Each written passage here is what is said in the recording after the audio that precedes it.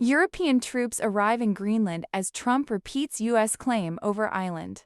A small group of European military personnel has arrived in Greenland's capital, Nuuk, as several NATO countries launch a limited reconnaissance-style deployment to the Arctic region. The mission includes troops from France, Germany, Sweden, Norway, Finland, the Netherlands, and the United Kingdom. It comes at a time when former U.S. President Donald Trump has once again insisted that the United States needs Greenland for strategic and national security reasons. Greenland is a semi-autonomous territory that remains part of the Kingdom of Denmark.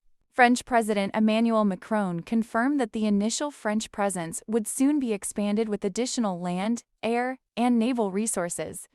A senior French diplomat described the move as a powerful political message rather than a large-scale military operation. "This is the first exercise of its kind," said Olivier Poivre-Darver. "It's about showing that NATO is present in the Arctic and that Europe is paying attention."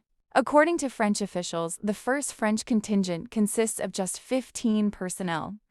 Their arrival came only hours after the foreign ministers of Denmark and Greenland traveled to Washington to meet U.S. Vice President J.D. Vance. After the meeting, Danish Foreign Minister Lars Løkke Rasmussen said discussions were constructive but admitted that deep disagreements remain.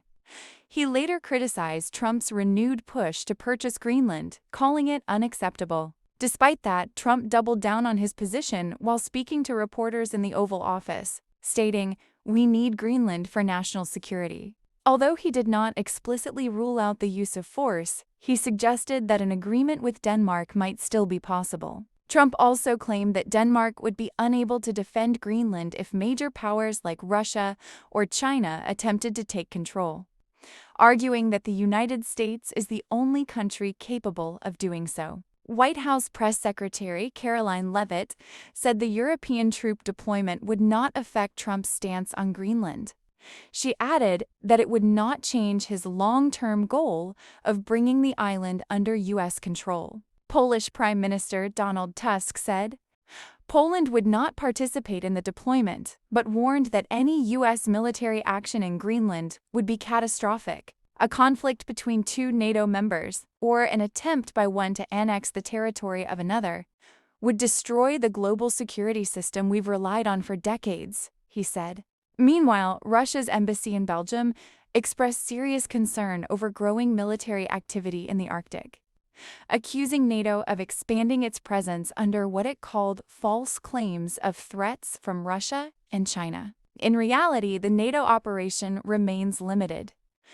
Only a few dozen personnel are involved as part of Denmark-led joint drills known as Operation Arctic Endurance.